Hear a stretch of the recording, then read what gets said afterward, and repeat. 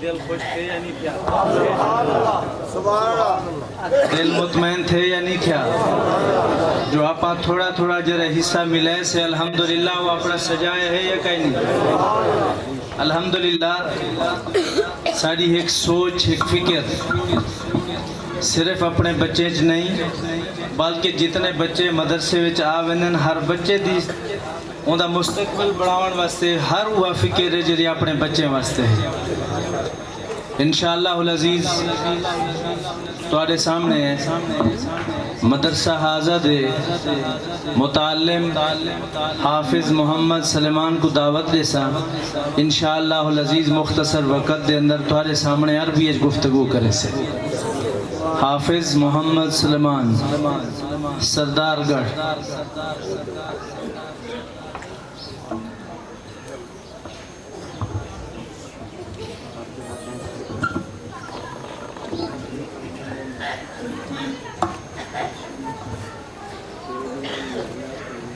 अस्सलामु अलैकुम व रहमतुल्लाहि व बरकातुहू।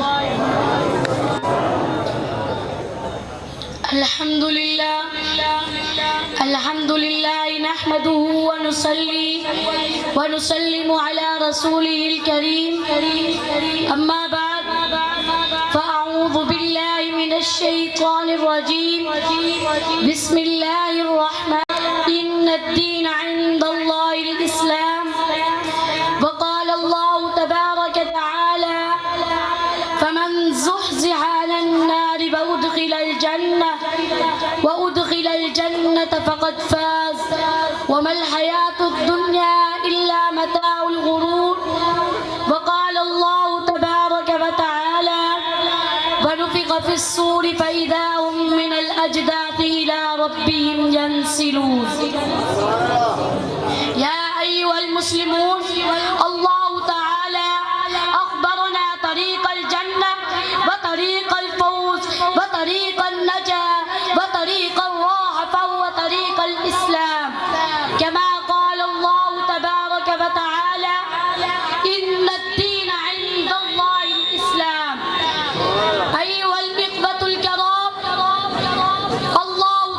الله تعالى أخبرنا طريق الجنة وطريق الفوز وطريق النجاة وطريق الراحة فهو طريق الإسلام. أيها الإخوة الكرام اليوم أقوم أمام حضراتكم أن أخطب خطبة وجيزة حول القيامة وعلاماتها وآياتها كما سأل السائل أخبرني عن الساعة. ثم قال النبي صلى الله عليه وسلم ما المسؤول عنها بأعلم من السائل. ثم سأل السائل فأخبرني عن أماراتها. ثم قال النبي صلى الله عليه وسلم أن تلد الأمة ربتها وأن ترى الحفاة العراة عائلة رعاء الشاء يتقابلون في البنيان.